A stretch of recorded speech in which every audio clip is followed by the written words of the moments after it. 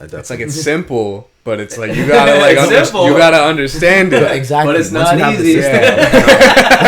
But it's not easy. For sure. Is that the name of this episode? Yeah, I think we have to do it. It might be it, bro. Everything's simple, but not easy. Nah, for sure.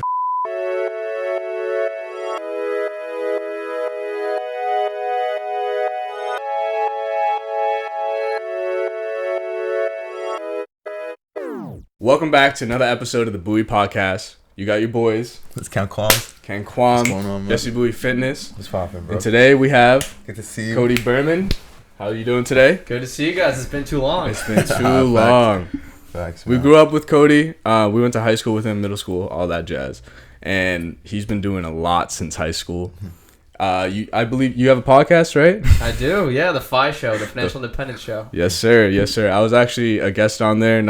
How long was it? Like That was a year and a half, 2 years ago. That's what I was thinking. Yeah, I went on for a little segment, but you want to talk about that a little bit? Like, what is the FI show? Yeah, so I got into the financial independence space probably when I was 19 years old. My mom actually introduced me to it through Tim Ferriss. I learned about passive income, side hustles, all that stuff. And there was just not many young content creators in the space. So back in August of 2018 when we recorded or released our first episode, we started recording in that summer and just wanted to kind of build a community around younger folks who wanted to retire early, who wanted to achieve financial independence. And since then, it's kind of grown into this beast. I've met some really amazing people who are building their own businesses, retiring in their 20s, buying real estate, anything you can name under the sun, dealing with personal finance and financial independence. We talk about it on the podcast. Oh, jeez. And you've been learning that since, I'm sorry, how old were you when your mom? 19. 19. So sophomore year. Wow. Yeah. Dude, that's crazy. Yeah, because you've always been a smart guy. Like, you've always excelled at classes. We were in a lot of classes together. And the fact that you were having this in the background is kind of insane to me. Wait, sophomore year of high school or college? College. But still, like, Still, but still, that's still crazy to learn at 19. Yeah. 100. Super transformative too. Like, getting that information so early, because I know we're probably going to talk about finances today. Like, time is your friend. So people, I know you have a lot of watchers, listeners, our ages, who are in their mid, late, even early 30s. Like, you have time on your side. You can start investing, building a real estate portfolio, doing businesses, like trying your hand at entrepreneurship before you're 55, 60 years old. You have a huge leg up on people who start much later. No, that is true. Wow. Yeah, man. Honestly, no, to start off, though, I just want to say, like, I'm real proud of you, bro. Yeah. No cap, because watching all this, you know what I'm saying, and everything, it's just amazing to see, bro. Honestly. Appreciate it. No bullshit. Yeah, man. I'm really proud of you, bro. I definitely just want to ask a little bit more about that. As far as the podcast, like, what are some of the main topics that you kind of, like, discuss on there, would you say? We cover pretty much everything under the financial independence umbrella. So that's side hustles, that's real estate, that's frugality, that's investing, that's building small businesses, entrepreneurship. So people, I mean, there's not like a one-size-fits-all path to financial independence, financial freedom, early retirement. We've had people who retired in 2 years from real estate. We have people who built multi-million-dollar businesses. We have people who quit their day jobs once they start replacing it with their side hustle income. And that's what's really invigorating, I guess, to me, is hearing all these different ways. It's not like you have to go and do this one thing and that's like the key to success. And that's what a lot of people want. They want that one-size-fits-all approach. But yeah, it's really fun just getting to interview and hear all these different perspectives, people from different backgrounds, from people from different socioeconomic classes, places around the world, and just seeing that it's possible for anyone. Just depends on the path you want to take. Wow. Okay. So generally, it's you and a partner on the podcast? Yeah, my co-host Justin. He's from Mississippi. Actually met him at a personal finance event down in Arkansas. Oh, wow, man. Late 2018, and we've been working together ever since. Nah, but yeah, bro. Nah, that's pretty cool, man. Well, I mean, as far as so one of the other things I noticed, I think for the Etsy partnership, as far as like digital marketing, I know the partner is really far away as well. Like, why do you choose to work with people so far away? Or is it like just set up like that? It usually just happens like that. Like, I strategically pick partners. We can definitely talk about like partnerships today. Like, even you guys doing the podcast together. I think having a co-host, a partner, just someone to kind of fill in your knowledge and strength gaps is so important. Like someone might be really good at editing, someone might be really good at asking the right questions, like it's podcast specific. Someone might be good at graphic design where the other person's good at marketing. So I found just like strategic partners in all my businesses, and I mean it wasn't intentional that a lot of them are far away. Yeah, but I mean, but they just had the right skills. Yeah, exactly. I'm just like, oh, nobody can get to him. Yeah. That's pretty So solid. you can't call them or anything, right? Like, no, but too far away, you can't link. You don't worry. I'm not worried about it. Nah, that's smooth though. That's smooth for sure, man. Alright, so I know one of the things you mentioned was like the financial freedom. As far as financial freedom, like the side hustles online. Would you be able to get into a bit of some of those? Essentially, or what is some of the things that maybe you feel like work the best? You know. So I started with like freelancing side hustles. So this is like directly trading your time for money. So I did audio editing, I did copywriting, I did email marketing, I did video editing. I did like everything where it's super transactional, but like some of it was pretty high ROI, return on my time. Then I started transitioning into more business building side hustles. So like that's like building a brand, like a podcast or a blog or online courses where you're not like directly trading your time for money, but they can kind of scale into something that's even bigger. So that's how I kind of tell people to think about like side hustles. There are the transactional side hustles where it's like driving for Uber or maybe you're doing some side gig, like even, you know, like two men in a truck, you're helping people move furniture. Like there's so many different side hustles that you're trading your time for money directly. But then there's these like side hustles where you're like building a brand, building a platform where you might not see the fruits of your labor for a while, like a year or 2 years or even more. But those businesses can often scale to a much higher peaks than like a transactional side hustle could.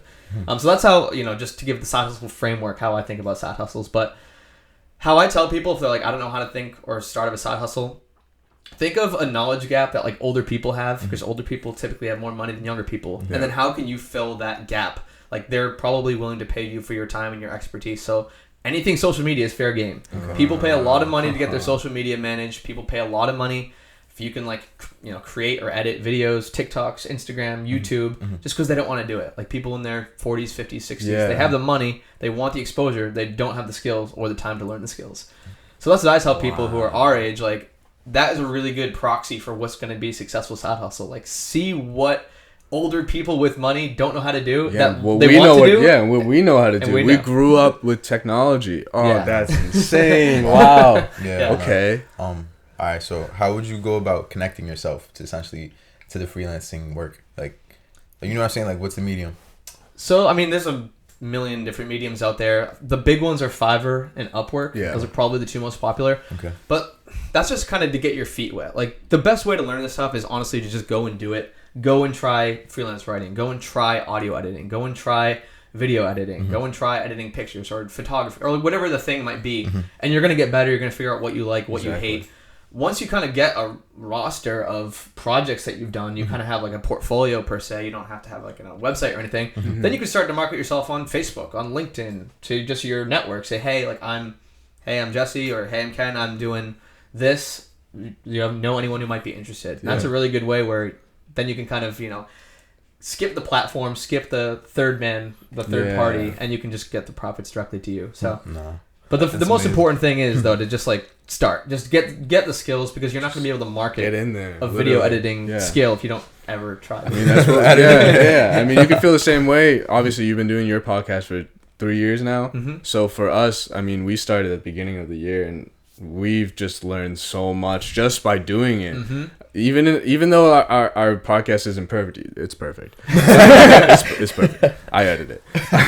But it's just, I've learned so much just by putting the content out there and getting as much feedback as possible. I think just getting your feet wet and learning the mistakes, you have to learn the mistakes to build a business. You really do.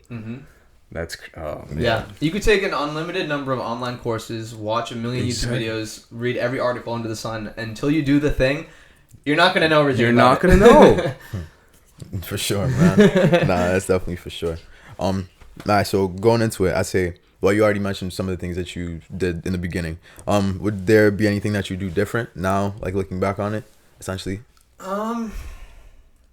I probably would have been more strategic about picking side hustles. So kind of using the same framework I just talked about. Like some really popular ones now where people can get like really high returns on their money and time is anything digital marketing. So if you can learn how to run Facebook ads, Google ads, any ad on any platform, older people with money don't know how to do that.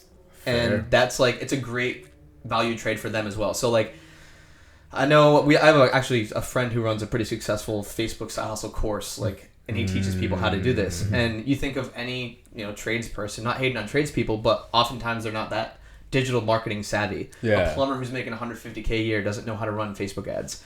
If you can bring that person like, I don't know, a couple $1,000 in leads a month, they're probably more than happy to pay you $1,000 or $2,000 a month to do that work for them. So that's a really high ROI, like one that I've discovered in the past couple of years. And I wish I started with that because I had the wherewithal. Like I could figure it out. Anyone could figure it out. You just got to go and do it instead of like freelance writing. I didn't really like. I just didn't like writing all those articles for other people. Made decent money sometimes, but yeah, if I could go back and redo it, I probably would have just like picked different side hustles more strategically from the start. No, okay. So as far as the digital side of things, we kind of covered a bit on that, but now as far as like physical inventory and also like physical and products that you decided to sell, essentially, what was the reason you decided to get into that?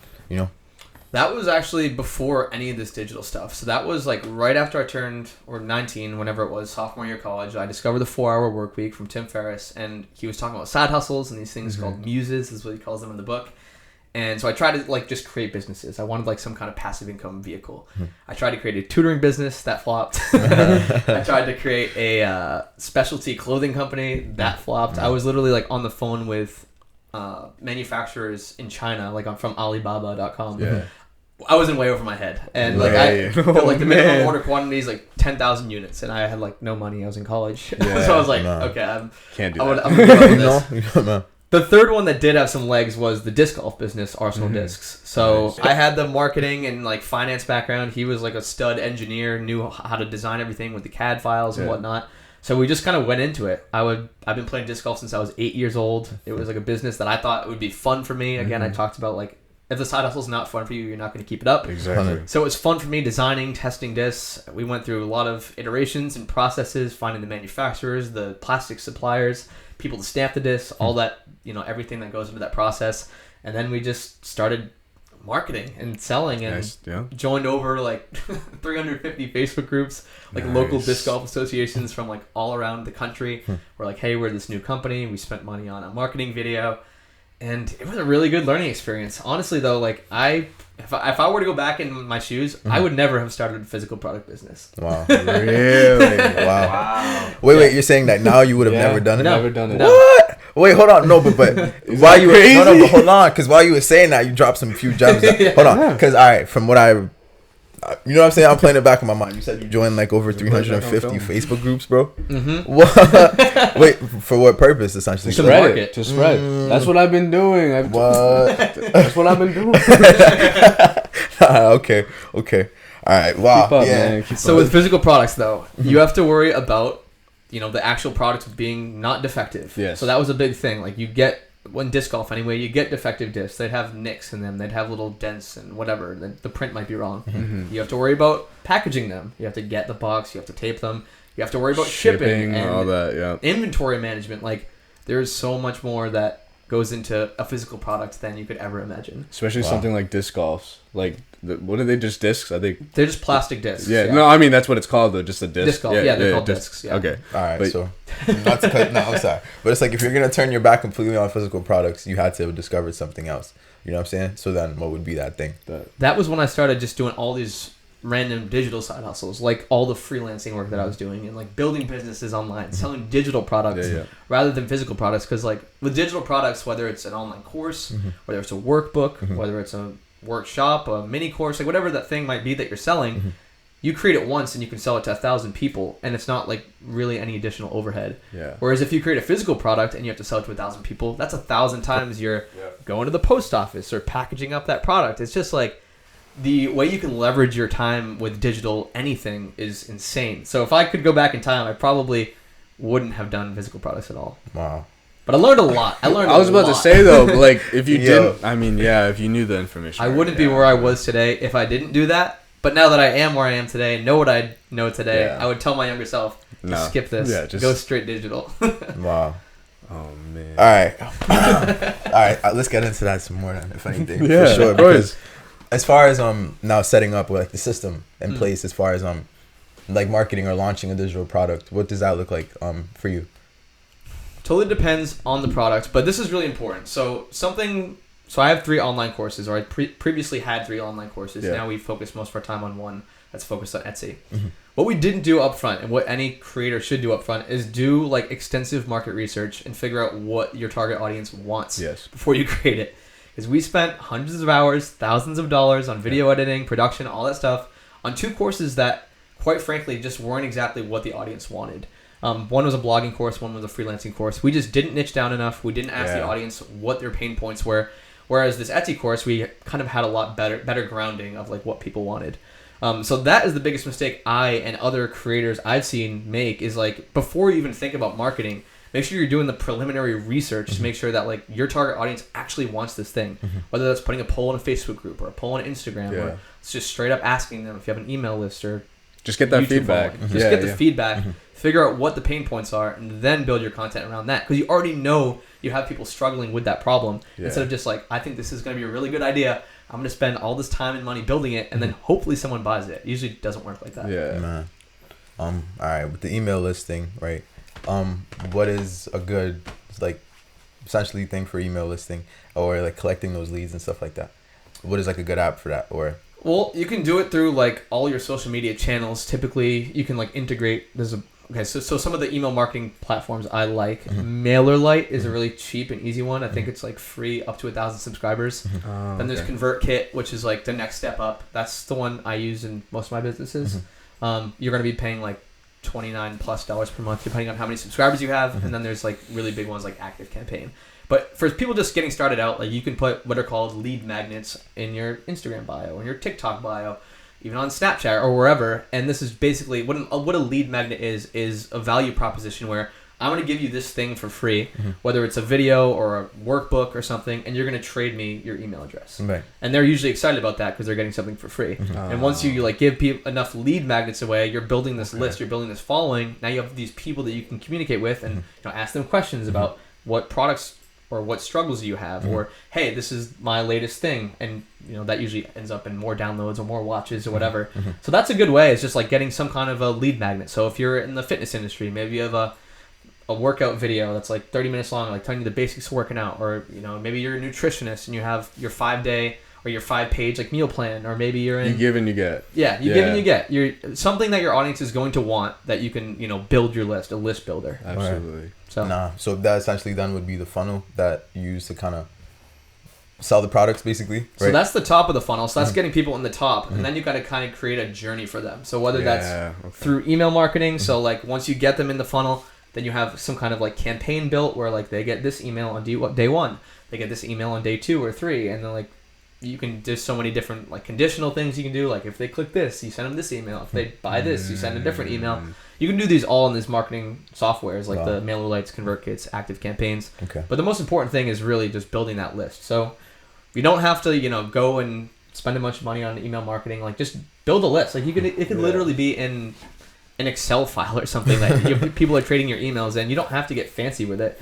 But if just you do it. Just do it. If you have a following on Instagram or YouTube or TikTok or wherever, I mean, you already have people there. Like, you might as well get them closer to you on your email list where you're sharing like the good goods. Yeah, absolutely. Facts. That just like reminded me the way that you said they click this link, you send them that, and it just reminded me of like those life selector games. Like they you have to click the choice and then they just take their own path. Yeah, that's kind of like okay, that's interesting. That's a very interesting way to look at that. Yeah, bro. I mean, it's a lot of information. Yeah. I know I'm asking it's very early. It's like, yeah, bro. We're tired. It's very smooth though, bro. Because moving into it, it was just that's Beautiful. some of the things I've been looking at as of the last few days, and just doing a lot of research into. Because like as I showed you, what I'm saying, I'm just trying to get all that work in, but then I didn't really have that next plan as far as marketing or that launch. So yeah, it's definitely. I appreciate you saying that, bro. I don't know if you guys have heard the saying, the money is in the list. But that's something like in the entrepreneur, online, digital marketer space, like, and it's like the most true saying ever. And I didn't understand that until I started building an email list.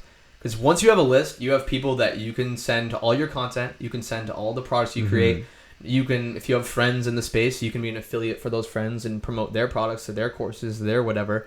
And you have this like dedicated, loyal audience that is just they're already your interested. people. Like, just give them the content. You know, Exactly. you're a goddamn genius, bro. That ass. Like, what?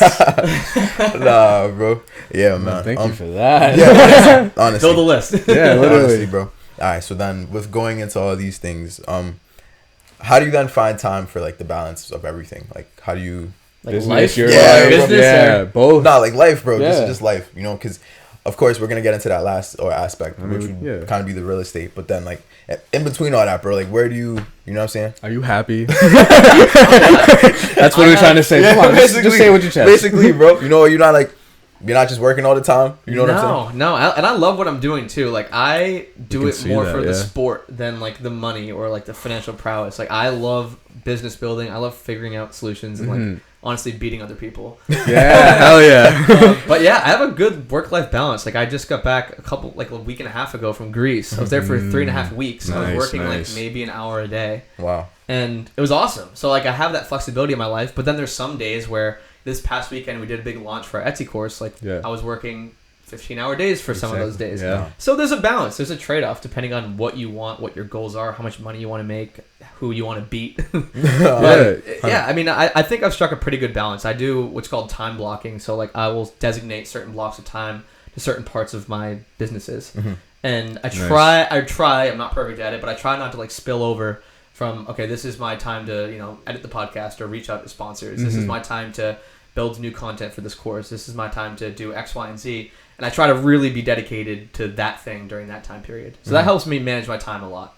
Okay. Time blocking, you said? Time blocking, yeah. Interesting. Yeah, funny enough, Fresh said that to me yesterday, bro. Oh, really? You know what I'm saying? Like just dedicating an hour, Yeah. like whatever the case may be, just plan out the whole day, you know, as Yeah. much as you can. Yeah, I have like a whiteboard that has like the days, and then I have a giant whiteboard, and then I have an agenda that I kind of just try to keep track of. Like the agenda's for the money, and then the daily schedule, and then the big picture. Yeah. That's kind of what I do. Right. It's a lot. It's just a mess in my room all the time. It's important though, like goal tracking or progress tracking at all, because like if you don't track anything, you're not going to know where you're going or where you're at. Or like that you actually did something, you know, like that small little self-fulfillment really goes a long way in my opinion. I think it just really motivates me to just like, all right, I got this small little obstacle out of the way, like time to move on to the next bigger thing. Yeah. I mean, I did the same thing. I love like setting little milestones, so I'm motivated to get to the next rung and the next rung and the next rung, instead of just like some crazy goal like I want to make $100,000. It's like okay, but like I'm not gonna hate myself the what entire does time. 0 to 100,000 look like? Like Yeah. you need to have steps along the way to hit, or you're gonna get unmotivated. No, Absolutely. facts. Yeah, okay. So could you get a bit into that then, if that's the case? Like how would you break down then, you know what I'm saying, going from 0 to even 50 or 100, you know what I'm saying? What would that look like in between?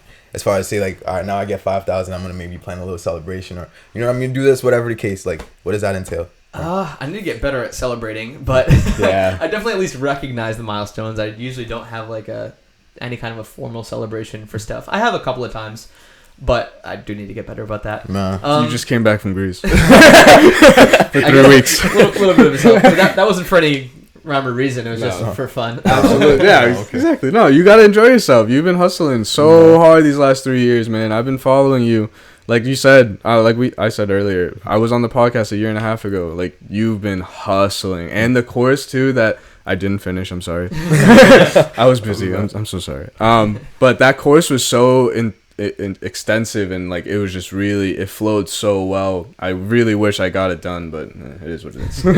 A lot of hours poured in that stuff. But Yeah. it's honestly crazy thinking of timeline too, because I feel like if you don't kind of reflect, you don't appreciate where you are. Because 3.5 years ago, like I quit my corporate banking job in January of 2019, which is not even 3 years ago actually. Yeah. No. And at that point, I had like $1,000 to $1,200 a month in side hustle income, but I was like super frugal, and my expenses were like $1,000 to $1,200 a month. So I'm like, screw it, I'm gonna just try it. I'm gonna jump out entrepreneurship, and I'm so glad I took that leap. But like thinking back, like it was such a scary thing that I did. Like I didn't have that much proof in the pudding. That's what we're hearing though. Like a lot of people have been just taking that jump, even if they're not good financially. You just have to be smart about it. That's crazy that you just. Oh well, man. I mean, essentially, obviously, we know you're smart. You know what I'm saying? But it's like, did you actually like depend on your like you like? Oh, my wisdom's gonna carry me through this shit. You know what I'm saying? I feel like but it's he not still like that. he had the side hustle money, like a little bit. So if he could do that little bit, he can do more. He knows he can do more. Oh, so you are already doing well with the side hustles before you. 1,000 to 1,200 a month, which was my expenses exactly. I didn't have any cushion though. Like I didn't have any gap between my income and expenses, which was kind of scary. But I also was like, okay, I'm doing this now. If I have more time, I'm gonna be able to make more money. So now the hustle gets harder. Yeah, no, definitely. No, facts. All right, so that first year, what did it look like? Was it just smooth hustle? You know what I'm saying? Because it sounds like Grubhubbing on a bike or something at one point. That was in Australia, but yeah, I did the Uber Eats delivery on a bicycle. That's crazy. I did literally like 20 side hustles. It was ridiculous. Wow. But I guess I'll give you a quick backstory on like why I decided to quit my corporate job then. If you want to hear it. Yeah, bro. No, I'm definitely interested. We're good. Because I wanted to get into the real estate I was saying at the end because I feel like now when you get all that money first to start off and then you know what I'm saying we transition the real estate did come last, so it makes sense sequentially. So during the end of 2018 I went to this conference called Fincon. It's for financial content creators like podcasters, YouTubers, bloggers, and there was this guy Grant Sabatier who I knew quite a bit about. He had retired at 30. He was like an SEO genius. He had made millions online and built a successful website. And I saw him at the closing party. I was pretty drunk. Nice. I walk up to him and I'm like, hey, what's up? Like, I'm Cody. I'm 21 or 22 at the time. I think I was 21 at the time. Yeah. I would just love to work with you in any capacity. Like, I want to learn everything you got. Like, just let me be like your free intern, whatever. So we ended up talking for like 2 hours. He was pretty drunk too, apparently. And so I email him the next day and I'm like, dude, it was awesome meeting you. Like, can't wait to like get started working. Doesn't answer me. Yeah. So I'm like, all right. So I email him like 2 days after that. Email him again like, hey, I know you're busy. You're just getting home from Fincon. But yeah, let's work on something together. Doesn't answer me again. So I hit him up a third time like a week later. And thank God this kid from UMass probably has never heard me on a podcast or knows that he gave me this rule. But he always said use the 3-time reach out rule. This was specifically for like interning and getting a job, but I've just kind of always stuck with that if I really want something. Makes sense. So I reached out the third time and he's like, hey man, sorry, my inbox, I get like hundreds of emails and like I just missed it, whatever. He's like, hey, but like, do you want to organize my book tour? I just finished this book, Financial Freedom, and I need help. I'm like, okay, I had no idea what that entails. Yeah. So I'm like, yeah, sure. Like, what do you need me to do? He's like, I want to go to these. I think it was a list of 85 or 90 cities around the states. Wow. He's like, just start booking venues. That was it. That was my parameter. So I'm like, all right. So I like build a Google sheet. I had contacted over like 700 venues. Like I would like hit up high schools, colleges, bookstores, libraries, youth groups from each of these cities. I mean, I'm not the highest response rate, maybe like 10 or 20%, honestly. Like a lot of them just wouldn't respond fine. Yeah. But I ended up getting like 90 events booked for this guy. And then he's like, hey, you want to come on the tour with me? I'm like, are you serious? Like I honestly thought he was joking. I thought he was like, him and all the, big financial people are like, hey, watch, I'm gonna tell this mess kid around with this intern. I'm gonna mess with this kid's life up. But he's like, we had a good talk, and he's like, no, I'm serious. I'm like, all right, I'm in. So my plan was I was gonna quit my corporate job a year in because I was gonna have to forfeit my signing bonus that I got, and in corporate banking, I didn't want to do that. Yeah. Ended up quitting 7 months in.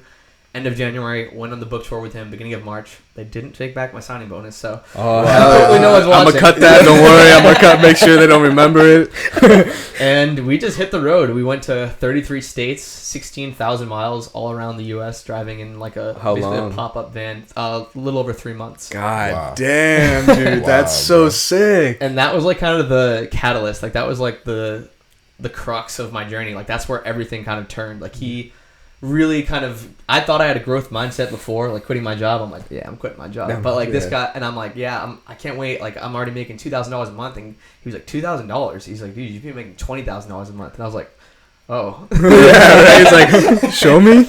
Yeah. So he taught me a bunch about marketing and just side hustles and like building businesses and growth mindset, and yeah, I owe a lot to that dude. Even though it wasn't like financially helping me, just like the growth mindset he gave me is definitely why I'm at where I'm at today. Like this is why you should quit your job. Like this is But with that being said, I don't think everyone should just quit. No, not obviously not everyone. Not everyone's being like treated like that too. Like getting that opportunity of having to book this guy's entire freaking tour. Yeah. And then traveling with him for 3 months. Well, I feel like he kind of proves himself though. You know what No, I'm saying? I'm not saying obviously, No, dude. That's like, why I said the hustle. Like, he you was know? contacting so many Yeah. venues. Nah, because that's a solid reason to get on after you book all 90 Yeah. venues. You know? You give and you You get. know? Yeah, Yeah, bro. exactly. Yeah, you give and you get. Seriously, it's like the key to networking is Yeah. giving first, and then you don't always get reciprocation, but a lot of times you do, and that's Yeah. where like a lot of the good relationships come from. Bro, I'm so blown away right now. All right, everybody start a business. Just go for it. Yo, man. All right. What would you say some of the core things that he said? If you can get into a few, like some of the things that he said that he showed you, if you can recall. So one of my favorite sayings he has is, "You're oftentimes only a few steps away from living a life that you love," and that like always stuck with me. Is like people think they're so stuck in whatever job they might be in. Yeah. People think they have no options. They're stuck this way. They can't get out of it. They're living paycheck to paycheck. But it seriously takes like that one step. You start a side hustle. 2 steps. You start investing like the difference. Step 3, you do that for X number of years. Boom, you're like at financial independence, financial freedom. You can change jobs. You can quit your job. You can do something you like. And it's seriously like, not saying that it's easy, but it's simple. Like the path to wealth, the path to success with anything is not easy, but it's simple. Like it's just being consistent. It's gauging whether it's the audience or the environment and like making the right strategic steps. But it's not rocket science. Like it's really not hard like a lot of people think it is. It's just the things that people don't want to do. It is. Literally. It is. But like, you could literally save 20% of your income, invest it in index funds, and you could retire in 20 to 25 years. And that's like just a fact. Like that's just mathematical. Nobody's doing that though, because nobody teaches you that in high school or college. They say, hey, put away 20 to 25% of your income for the next 20 years and you can retire. Nobody tells you that. No, I just know MX plus B. That's all I know. Just a slope formula. Yeah, exactly.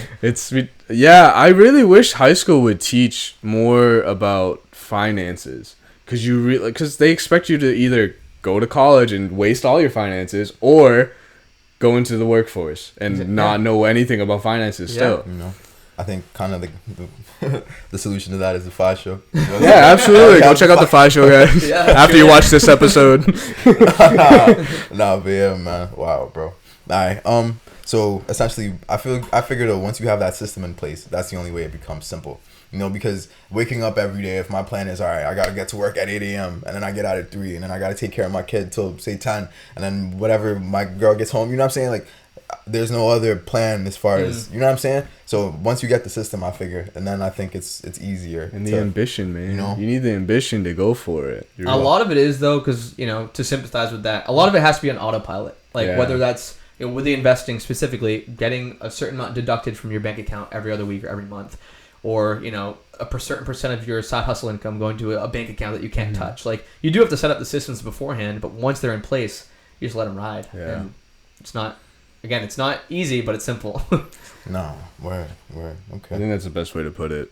Nah, for sure. With anything though, like being fit and eating right is simple. It's not easy, but it's simple. Like it's not hard to eat. Okay, it is. I guess their temptation. Like it's not hard to eat clean. I guess it's simple to eat clean, but it is difficult because like there's temptation. Yeah. Same thing with like saving money. It's not difficult really, but it's simple. I mean, sorry, it is difficult because we get what you mean, though. Yeah, absolutely. Yeah. A lot of times it's so cut and dry. Like anything, whether it's fitness or money or building a business, it's doing the same thing day in and day out. But it's so easy to get distracted. It's so easy to get thrown off course. Like for eating, like oh shit, here's the limitations, all that stuff. Yeah, here's the new Xbox that I'm going to spend $800 on. Like it's really easy to get knocked off course, but. It's pretty simple once you kind of set parameters, set those guidelines for yourself, like set the rules in advance so then you can't break those rules and ruin your whole strategy. No, for sure. So with that being said, what are some successful systems that you found as far as the recurring payments or recurring deductions? There we go. So when people ask me this, what I typically say, and for most people this is what I recommend, if you're not like spending dozens of hours per week diving into individual stocks, then stay out of individual stocks. Yeah. It is so tempting and flashy and sexy to go buy Dogecoin or to go buy the next new up-and-coming stock. But in this bull market, a lot of people are winning. So it's like really tempting to go and do that. You're like, oh, I just saw this dude who made 500% return on his money, which is awesome. But not everyone have that That's it, saving yeah. account. You can lose money just as fast as you can make it. So index funds are your best friend. And basically what an index fund is, it's like an aggregation of all of the companies in, say, the S&P 500 or like the biggest 500 companies in the United States. You're just buying one share and then you have a little piece of all those companies. So like if one company tanks, no big deal. Like your portfolio is still going strong. Wow. So for most people, I just say, hey, like put whatever percent you can, like the highest percent you feel comfortable with, whether that's 5, 10, 15, 20, 50% of your income, and just have it auto invest into like, say, a Vanguard or Fidelity or Charles Schwab index fund. Okay. And in 20 years, you will thank me. No, wow. We thank you now. Honestly, it made me even forget what I was gonna say. My God, yeah, bro. All right. Yeah, bro. Honestly, thank you so much. I'm gonna you know what I'm saying? It's like, God damn, bro. I have to watch this episode. I'm and gonna just take watch notes this all like over film, again. bro. Like football, God you know, damn. like go through everything. Let me give you some real numbers just to show you just like how powerful it is. Even if you're not making the Dogecoin returns that some people like to talk about, like, oh, I made $100 into 15,000, which happens to the luckiest people ever. But those are the stories you hear. No one tells you about when they put $10,000 into some meme coin or penny stock and they lost it all. Yeah. But so there's this rule called the rule of 72, and it's like a good rule of thumb to figure out how fast your money's going to double. So over the last 100 years, the S&P, or just like the general stock market in the U.S., has returned, accounting for inflation and all that stuff, about 7%, maybe a little bit higher. Okay. So using the rule of 72, you take your estimated annual rate of return, which call it about 7%. You divide 72 by that, and whatever the answer is, that's how fast your money's going to double. So just investing in index funds in the general stock market, about every 10 years, 72 divided by about 7, a little higher, your money's going to double. So if you get, let's say you save $100,000 by the time you're 30. Yeah. And you just, that's it. You don't even add any more to it. You just have it invested. By the time you're 40, that's $200K. By the time you're 50, that's $400K. By the time you're 60, that's $800K. By the time you're 70, you have $1.6 million sitting in an account that you didn't add to from that initial $100K when you were 30. Wow. Like the power of compound interest is literally insane. Like I would not have even believed it unless I started investing when I was like 18, and now like this past year, like I was like, oh my God, I can't believe how much I made from literally doing nothing besides making these strategic decisions earlier on. So that is, for those people who are like, I don't want to invest because I don't think I'm going to make that much money. You're going to make a hell of a lot more than you will keeping it in a savings or checking account. That's for sure. Yeah, for sure. You just got to do it the right way. You got to execute it properly. That's the whole thing. It's just the people think they can go blindly into it. No, you have to do the research. You have to do the trial and error with a small amount, and then just that's all right, that's the key to wealth. Just double your money. That's it. Would you say like Berkshire Hathaway is kind of an example of an index fund? Or no, so that's an individual stock, but it acts kind of like an index fund. So for those of you who don't know, Berkshire Hathaway is Warren Buffett's company. That is basically like an aggregate of all the stocks he invests in personally. So unlike an index fund, it's like a handful of stocks. It's like 7 or 10 stocks that are like that compose the main percentage of Berkshire Hathaway. An index fund typically has like hundreds. Like your risk, your per company risk is really, really low. So like I mentioned before, if one company just completely shits the bed, goes bankrupt, like you're not losing that much money. I guess the downside is that if a company blows up, it explodes, it like in a good way, like it, its value increases by 500%, you're not going to gain that much. But just for like the general masses over the past 100 years, like just things tend to go up as technologies advance, as more people enter the workforce. Like all companies are trying to be more profitable. So like they have an incentive. So you as an investor in that company, even if it's a tiny sliver, you own a 1/300th of that company with your index fund, you're still going to like take part of that upward trajectory. So that's why I like index funds so much, is like I don't have to worry about this individual stock. Like there could be a scandal where the CEO does something wrong. Now you lose all your money. And it could seem like a solid company. So with index funds, it's just like set it and forget it. You don't have to worry and do all the research that you would with individual stocks. Is there a minimum payment that you have to put down, or if anything? It's a good question. So getting into the weeds here, there's index funds, then there's ETFs. An ETF is an exchange traded fund. It's essentially the same thing. ETFs you don't need a minimum investment for. Index funds typically it's like $3,000. So like you can just buy like ETFs, say, up until you have $3,000 in your account. and then you could just switch over to an index fund. And the benefit of the index funds is that you can do what we were just talking about, Ken, is the auto investment. Okay. So you could literally just have it like deduct out of your paycheck or out of your bank account every month. And that's a really awesome way to, just set it and forget it. You don't have to touch it. You don't have to do anything. You don't have to go to a website, click any buttons. Like it's going on in the background, and you might even forget about it a year later. Like I completely forgot I set this up, but boom, then you have tens or potentially hundreds or in 40 years millions of dollars in there. No, bro, God bless you, man. Honestly, bro. All right, so essentially gathering up all this information now that you put it, like we had essentially some traction. You know what I'm saying? A little bit of money now, whatever the case may be. Then you decided to get into real estate. Essentially, what was that process like? What was that first endeavor? Or like maybe your first living situation like? Yeah, so real estate is a whole different beast. I thought I had it down pat. It's kind of like what we were talking about before, Jesse, is like you can read every book, you can listen to every podcast, you can watch every YouTube video, and you don't know shit until you do it. So I thought I knew everything. I had so many guests on the Fi Show that had retired early with real estate. Two of my good friends now, actually, I had a couple years back, and their names are James and Emily. They're from Alabama. They retired in 2 years. They didn't know anything about financial independence, didn't have any properties, and they were just kind of chugging along. Yeah. Started investing in rental properties, and in 2 years, the net cash flow from the rental properties started to more than replace what they were spending month to month. Wow. So they quit. They moved to Cyprus. We actually traveled with them in Greece. And so I was like, okay, I didn't have any rental properties at this time. I'm like, what am I doing? I see all these people who have rental properties who are crushing it, who are retiring early. So I'm like, I'm going to get a rental property. And that was kind of it. So I started doing my research, started looking at properties, honestly, like in Worcester, like in Central Mass. Yeah. I was looking like in downtown. And before I went into it, I had like an idea. I was like, a house on, for those of you who aren't from the area, like Shrewsbury Street, like a popular street in Worcester, probably $300K for a triplex. Yeah. No. It's like $450, $500K. I'm like, oh my God. Like I'm not going to invest here. I don't have the money to do this. So one of my buddies who's also a real estate investor told me, he's like, hey, start looking in other places like Rhode Island, Connecticut, maybe even like Southern Mass. So I started looking and I started seeing a lot better price to rents. So then I kind of started my touring. So I was touring properties left and right. I think we had toured at least 15 properties before we ended up getting our first one. Wow. Running the numbers on all them, learning a lot about just walking through a house. This is going to break in a year. This is going to cost $1,000. This boiler looks like shit. This is going to cost $7,000. And just getting kind of a mental model of while you're walking through a house and assessing a property, that took a while. Yeah, that took a lot of reps, just like anything else, just like working out, just like finances, just like side hustling. It takes reps to get good at something or shooting free throws, whatever your analogy is. Yeah, of course.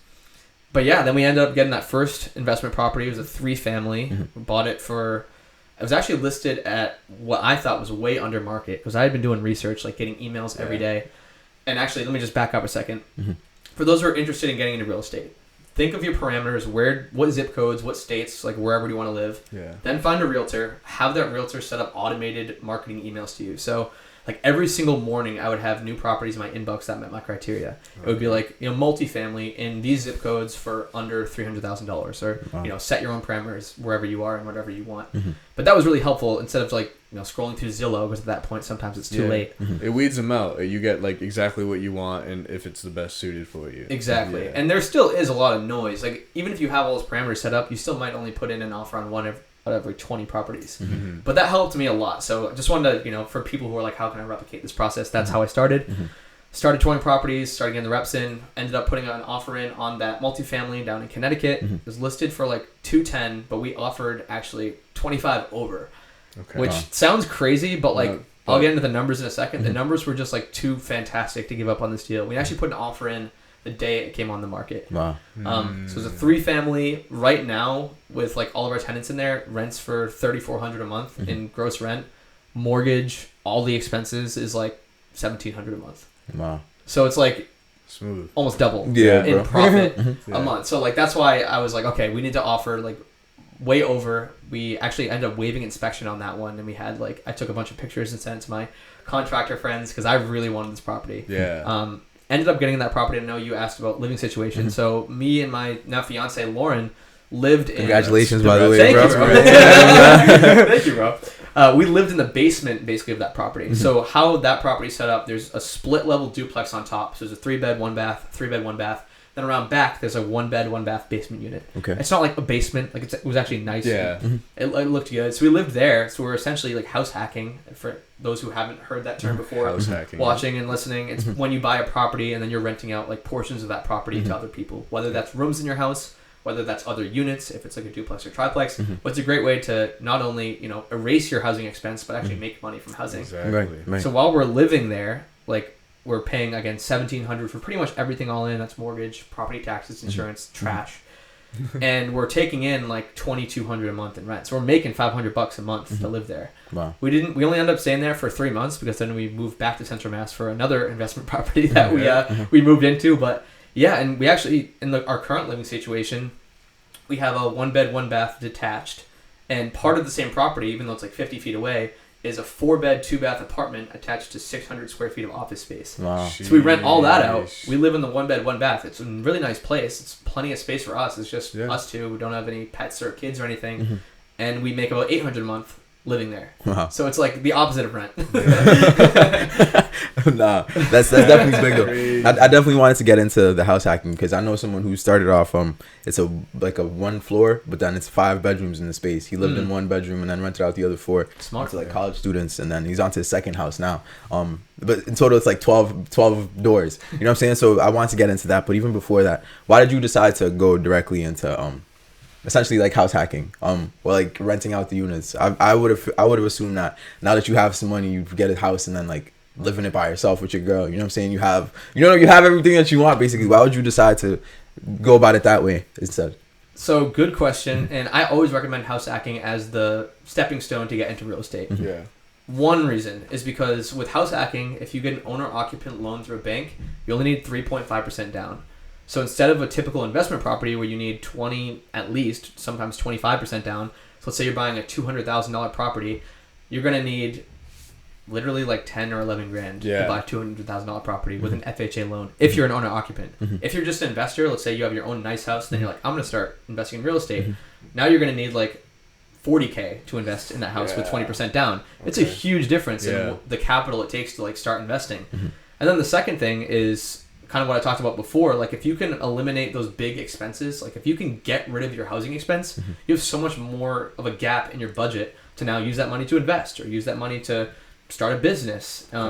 Instead of, you have this mortgage here, now you're going to go assume another mortgage and buy this rental property. Yeah, sure, it's still a good investment, but if you can kind of bundle those all into one with that first house hack, it just makes everything easier and it works out a lot better financially, especially if you're young. Like if you don't have a big family and you have the flexibility to do this, like your friend who's renting out the rooms, that might not make sense to a 40-year-old single woman. But if you're in your 20s, like that might be a viable option, and you can make a lot of money, you build equity in the house, your housing expense is 0 or positive. Positive for sure. Yeah. So that's why. Nah, okay, man. So as far as going into it, well, say with maybe that friend couple, your couple of your friends that you was talking about, right? Yeah. Did they do it like leveraging credit? Like essentially, how do you get started in it? You know what I'm saying? Because the average Joe would say like maybe like 600 credit, 509, whatever the case. Like, how do you then go about maybe correcting those mistakes and then getting to that point? Are you aware of any? Yeah, that's a good question. So one of the biggest things I hear in the kind of credit industry is that you need to carry a balance on your credit card to build credit, which is just complete bullshit. I don't know who started that. It must have been a credit card company, but that's completely false. It had to be. It's completely false. Like you never ever want to carry a balance over from your credit card from 1 month to the next. Like you don't want to be making minimum payments. That doesn't build credit. That's not how credit is built. No. The things that factor in, like if you are, if you have made a couple late payments, like there's no way to really just like eradicate those and get rid of them, but just like make sure you're on time with the rest of your payments. If you currently don't have a credit card, like get a credit card and use it responsibly. Like it's a great way to build credit. There's also things called piggybacking credit. So you could get someone with like a really good credit score and you could kind of be almost essentially co-signed on their credit card. I heard about that. And that will boost your credit score. So you can get a loan if you're in like the 600s. I mean, ideally you want to be in the 700s. Yeah. But it's not like unheard of to get a loan if you have like a low 600s credit score. Now, if you're in like the 400s or something, then you need to just like kind of get your shit together. Literally get it that together. means you're like late on every payment and you have a ton of debt built up. But what they did was they just like hopped from house hack to house hack for their first couple, I think. That's also the crazy thing too, is that it really, like, you could easily have 5 properties in the next 5 years, because with that FHA loan thing I was telling you about, you need 3.5% down, and then you have to live there in exactly for 1 calendar year, so 365 days. You can literally move on the 366th day into a new investment property and pay 3.5% down. So you could like save up $10K each year and just buy a new like $200,000 property, and bang, bang, bang, bang, and in 5 years you have 5 properties. And you don't have to say, you only have to save up $50K, like which is a lot of money, but not that much over the course of 5 years. Yeah, if you're already doing it. But technically that 50K would then have just leveraged you into $1 million. Yeah. Right? If that's 205 times. Yeah. You'd have $1 million worth of, I mean, you'd have the loans obviously Oh, as well. Yeah. Yeah, you'd have $1 million worth of real estate with $800,000 in mortgage loans. But still, it's a good income vehicle. Yeah. No, wow. Yeah, bro. You definitely I'm saying gonna buy a house right now. Go on Zillow, right? Let's go. I got like a 720. That's only right, bro. Yeah, man. Nah, cause I definitely just wanted to know, like, as far as getting started, you know what I'm saying? Yeah, bro. All right. And then for scaling that, you said you're able to essentially just repeat that same thing over and over again within a year. You know? That's the easiest way to do it, yeah. Okay. Because you only need the 3.5% down. Like, that's usually the biggest obstacle to people buying real estate is the down payment. Yeah. If you have to pay, $60,000 down on a $300,000 house to buy it with 20%, like that's a lot of money. For sure. If you have to pay 12 or 15,000, that's a lot more doable for most people. Yeah. Nah, that makes sense. Yeah, it definitely makes sense. Wow. Okay. That's So kind of like what they did with this house, because my sister, she bought the crib and then my brother renovated it and just, I paid rent. It's dirt cheap. It's awesome. Family ties. Family ties, baby. enjoy. But no, I definitely want to. I've been looking into that.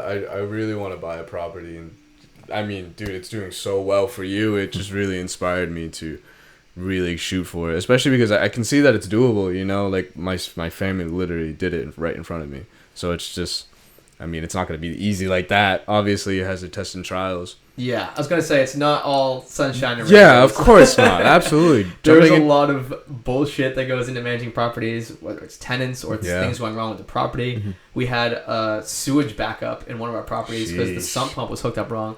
There was literally like 6 inches of sewer water in our tenant's basement. Oh, man. And had to like pay to get it pumped out, had to get a boiler replaced in another unit. Like, there's a lot of stuff that you need to be good at money management. You need to be patient. Like, I'm currently literally, one of my tenants was texting me this morning complaining about one of the other tenants. It's like, I'm not your babysitter, but this is stuff that happens. So it's not like you just like buy a property and then all of a sudden it prints money and you have the best tenants ever. There is a lot more that goes into it that you have to be aware of. So with tenants, do you do like a background check, or what do you do?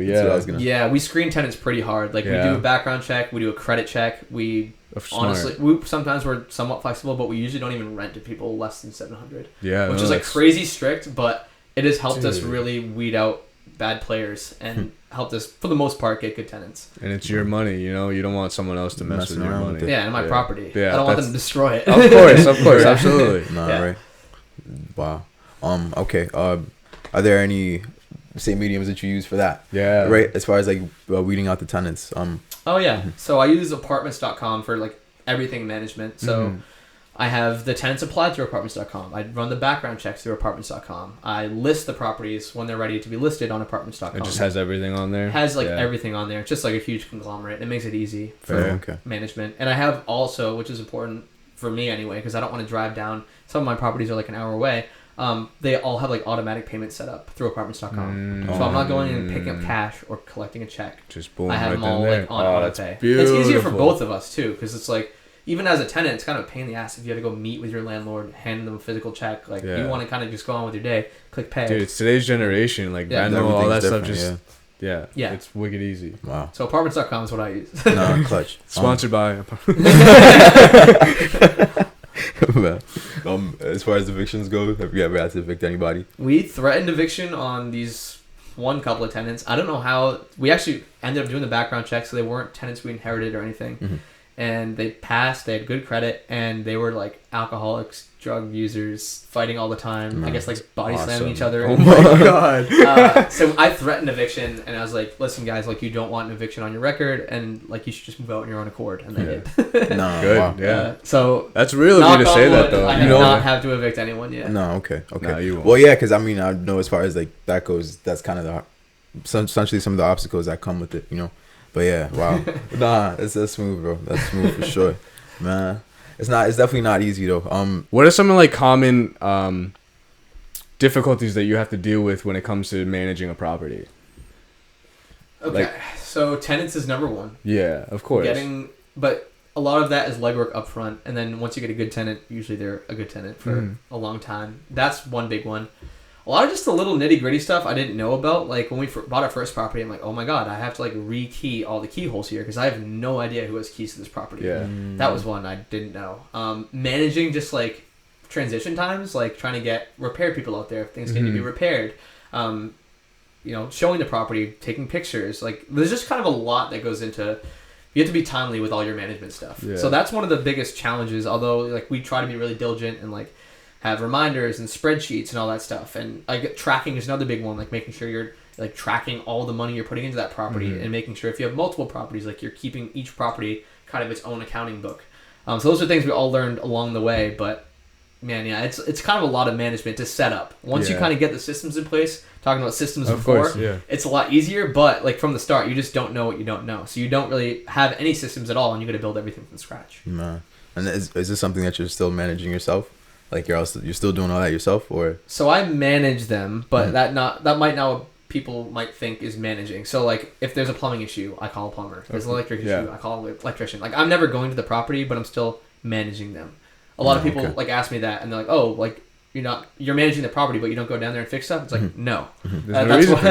It's a rental property. Like it cash flows for a reason, so I can pay other people to fix the problem. I don't want to drive an hour there, an hour back, spend however long trying to fix the thing that I might not even be skilled enough to fix. Exactly, wasting my time. So yeah, it makes sense. It definitely makes sense. Yeah, because I had a landlord that would come through and like literally go about fixing everything, bro. He didn't want to pay nobody to do exactly, anything. right? You know what I'm saying? That's why I wanted to ask that. Yeah, bro. Nah, but that's cool though, because then it eliminates a lot of the like pressure, or you know what I'm saying, or like a lot of the stress, if that's the case. We did fix up at first, but then I was like, why am I installing a sink right now? I was like, this is taking me like 2 hours, and I could have called a plumber who could do it in 15 minutes and paid him $100. Like, that's a much better use of my time. So it's taken a while, like for me to be comfortable just like offloading everything. Like we had a tenant move out in October, and like typically before, me and Lauren probably would have just painted it ourselves and fixed up stuff, and I'm like, no, I'm just gonna hire someone to paint. I'm gonna hire someone to fix the little knickknacks and stuff that went wrong, and then we'll relist it and get it sold. I'll probably end up spending like $300, but that eliminates a bunch of driving for me, a bunch of hours spent. And it looks better, you know, like it's probably professional. Better. Exactly, it looks professional. Yeah, so. Nah, for sure. Yeah, man. I don't think I mentioned this metric thing though, but for people who are like, real estate sounds like something I'd be interested in, because a lot of people just don't understand how the numbers work at all. Yeah. So there's this rule in real estate called the 1% rule that a lot of people like use, and basically what that says is you should be getting 1% of the property's purchase value in rent per month. So if you buy a property for $300,000, you should be able to get $3,000 per month from that property in rent. Okay. So whether that's it's a lot harder with a single family, but that's why a lot of people get into multi. Yeah. So like, you know, the first multi that I bought for $235K, and now it makes $3,400 a month in rent. So like I'm way over that 1% rule, which is like that's a good proxy to just like eliminate bad deals. But if you're buying a property for $300K and you're renting it for $1,500 a month, like you're gonna be losing money. Yeah. So that's just important to like understand some of the metrics. Obviously, that's a really basic equation, and there's a lot of nuances that go into real estate. Absolutely, of course. But it's a good proxy, the 1% rule. So remember that for those who are looking on Zillow now. Is that after well, you said crunching the numbers, of course. You have to figure out if the numbers make sense. But does that 1% rule, well, you figure out how much money that you're going to make after, say, like renovation, or knowing that like the tenants are not going to, there's going to be like maybe one tenant per bedroom or whatever the case may be. Like, how do you figure that out essentially? Yeah, I mean, it's pretty simple. Again, it's kind of a back of the napkin approach to it, but it's, okay, let's say you buy a property for $300,000 and you're going to put $25,000 in the work. So now your basis is $325K. You want at least $3,250 in rent. So you can kind of estimate looking at other properties in the area, like, okay, I see these are rooms for rent for $700, and I have 5 rooms for rent. That means I'll be making $3,500 a month. Perfect. That meets the 1% rule. Okay. Or, yeah, if you have a duplex, check out like what a 2-bed, 1-bath, or a 3-bed, 2-bath is renting for in that area, and then using that as a proxy. Okay. Yeah. It's like it's simple, But it's like you gotta you gotta understand it. Exactly. But it's not easy. But it's not easy. For sure. Is that the name of this episode? Yeah, I think we have to do it. It might be yeah, bro. Everything's simple, Nah. but not easy. easy. Nah, for sure. I like that. For I sure. like that. Yeah, bro. I definitely went in the full circle. All right, so then we'll kind of now go back into what I've been seeing you promoting like the last few weeks as far as social media. If you could get into a bit of that and kind of like the promotion aspect of putting yourself on, basically. You can get into it as much as We've you seen want your to. TikToks. We've Yeah, seen bro. everything. Everything. We're watching. What's all that about?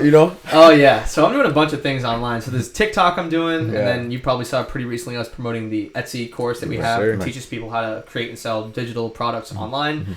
Mm-hmm. So that just ended. We just closed enrollment yesterday, but like that was just like a lot of brute force, like just getting myself out there, doing stories, doing lives, Yeah. doing posts everywhere.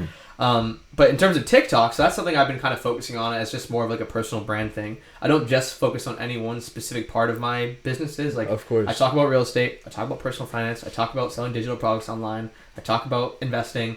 I'm just trying to build a following there because I went to that same conference this year, Fincon, that I went to 2018 where I met Grant. There's these TikTokers, 18, 19, 20, 21 years old, they have millions of followers that I hung out at the TikTok house actually one night. It's like 2 a.m. Oh, We're all yeah? pretty drunk hanging out. They're showing me their followers, and this kid's like, yeah, I just signed a $75,000 deal with Capital One for like all these sponsored posts and like sponsored It's content. crazy. And I'm like, all right, well, maybe I should give TikTok a shot.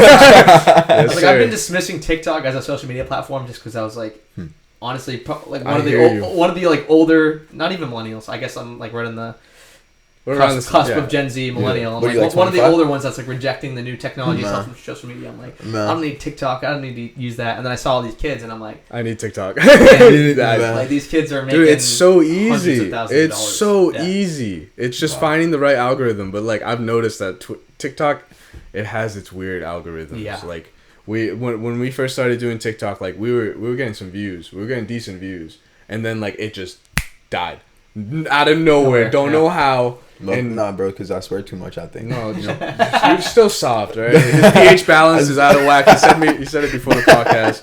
No, he's being a bitch. Bro, I swear though. it's 'cause I But swear. TikTok is so unreal that you can literally go viral just off of one thing, and it just hits some sort of algorithm. I'm still trying to figure it out, so let me know if you figure it out. I haven't yet. There's It's this girl tough, who dude. I met named Erica who like just started her TikTok 2 months ago, and she has 3 million followers now. Nah, bro. She had one what? video blow up, and now, I mean, with that many followers, you can just, it's all about audience building, list building, just Yeah. getting people in your ecosystem. Like, now she can command huge brand deals. Facts. To get in front of that many eyes, like, I mean, it's what is crazy. she doing though?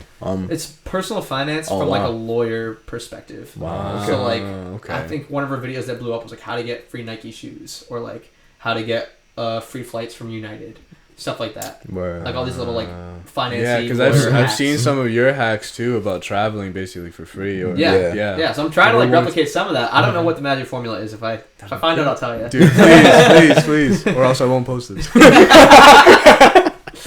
Hold it hostage. If I You like know?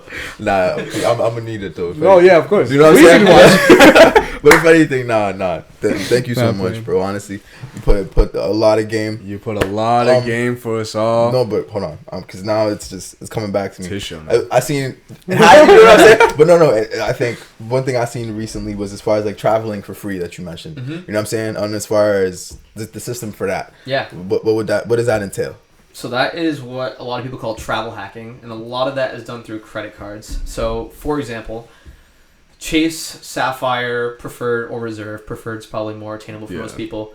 I'll just lay it out nice and easy. So it's a credit card. You sign up for it. You got to spend. I think at this point it's like you spend $4,000 in 3 months, and you get 60,000 rewards points. Yeah. They're called Chase Ultimate Rewards points. Now, listen though, for those who are signing up for that credit card right now, don't carry a balance month to month because then the credit card company Do wins. not pay You it want to off. win. We want to get the points and rip off the company, not them ripping us off. Yeah. So like say once you get 60,000 points, you spend the $4,000 in 3 months. And if that sounds like a crazy amount to spend, pay off your car insurance for the year. Buy a Literally, $500 grocery gift Gas, card whatever. for the store you usually shop at. Like there's a lot of ways around it. Okay. But with 60,000 points, like the trip I just booked to Greece, literally a round trip from Boston to Athens, I think I spent like 50,000 points total on me and Lauren. So both of them were completely free. Wow. Both of the flights were completely free from that one credit card. Wow, okay. And there's a bunch of cards like that. That's usually just one of the ones I tell people to start with. Yeah. The Chase Sapphire Preferred. Capital One Ventures, another good like beginner. Just go type check card. out his TikTok. He has all the information there, guys. Just honestly, go blow his shit up. yeah, Come honestly. on. We're all trying to get famous here.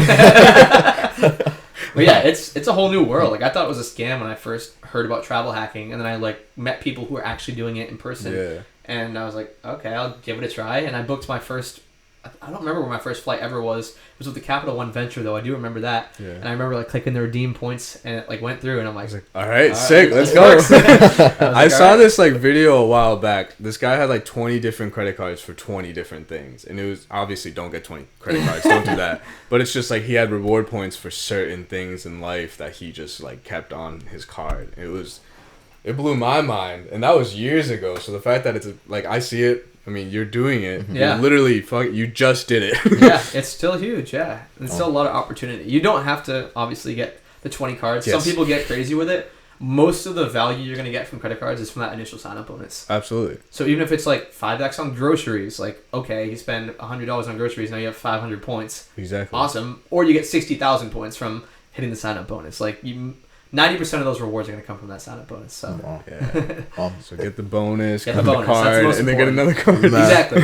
Yeah. No, as far as the cancellation, like I've heard it's not good to cancel credit cards. Do you know anything about Okay, that? I'm glad you asked this question. So for no annual fee credit cards, it's probably a good idea to like cancel them after a year. Sorry. For credit cards with annual fees, if it's like a big annual fee, like some of them are literally $550. If you just want to get the points and screw off, like that's fine. You should just cancel those. Wait as long as you can. Like wait until right before that year mark. I have an Excel spreadsheet because I'm a data nerd and I like to be organized. No, you have I'll to call be. the bank and I'll downgrade the card or I'll cancel it completely. For lower annual fee and free annual fee cards, I will just keep them in perpetuity. The reason being, one of the things that affects your credit score is length of credit history. It's about 15% of your credit score. So you don't want to be just like opening a card and canceling the next month, opening a card, canceling the next month, because then your length of credit history is going to be like 3 months or something really short. As you start to do this more and more, like I've had a credit card that I've had since I was 18. There's no annual fee on it, but now I've had it for like almost 8 years. Yeah. So like that really helps my length of credit history. So that should, there are ways around it. If you do apply to all these credit cards and, don't do a bunch at once, but once you start getting comfortable, you can start to accumulate more. I've gotten like 30 at this point. Just because I like the game, but I'm strategic about it and I'll cancel the high fee cards and keep the ones that make sense. Yeah. But yeah, and I mean, you can negotiate too. Like you can call up United or Capital One, or sorry, not United, but like the Chase cards that have United points, and you can say, hey, like I'm not getting that much use out of this card, or like, hey, I don't think the annual fee is worth it for me. I'm not using this enough. And sometimes they'll waive the annual fee. Sometimes they'll downgrade you to a different card that allows you to still keep those points. Wow. That's So, dope. just taking a little bit different route than everybody else who just kind of accepts what they got. Yeah. I mean, not only just with credit cards, but just in life. Yeah. That too. Of course, life. No. But yeah, there's travel hacking is a ton of fun. It's awesome getting free trips and flights and all that stuff. This guy, man. You definitely got under my skin this episode. I knew this was gonna be a good episode, but it's like, goddamn, it's a whole lot. Couldn't sleep last night. Bro, I swear, man. Thank you so much, bro. Thank you so My much. pleasure. No Thank bullshit. you for all the insight, all the hacks, man. The hacks is what really got me. Where it's at. You guys better be paying attention. Come on. It's right there. It's simple. It's not easy. But it's not easy. No, 100. Nah, I think we should wrap it up, though. Thank you so much, Cody, for coming on to the podcast. You definitely blessed us all, the audience. Thank you. Yeah, thank you guys for having me. Nah, appreciate you. Check out the Fi Show. The Fi Show, don't worry, it's going to be in the description. You already know it's our boy Ken Qualms. Yep. Where can we find you on social media? I'm not going to... You're just going to ignore me? Well, you gotta say him. Show! You didn't say his name at all the whole episode, bro. Yeah, we introduced him. He doesn't need it. It's going to be in the description. No. Fi Say- Show. say- I'm in the show notes. You know what I'm saying? Say your Exactly. name, buddy. Alright, so it's Say- Cody you say Berman. Nah, I know. Come on, bro. The Jesse Boy Fitness. Yeah. Baby. Good podcast. Tune in to season 2. Nah. Thank you. Great episode, bro. Great episode.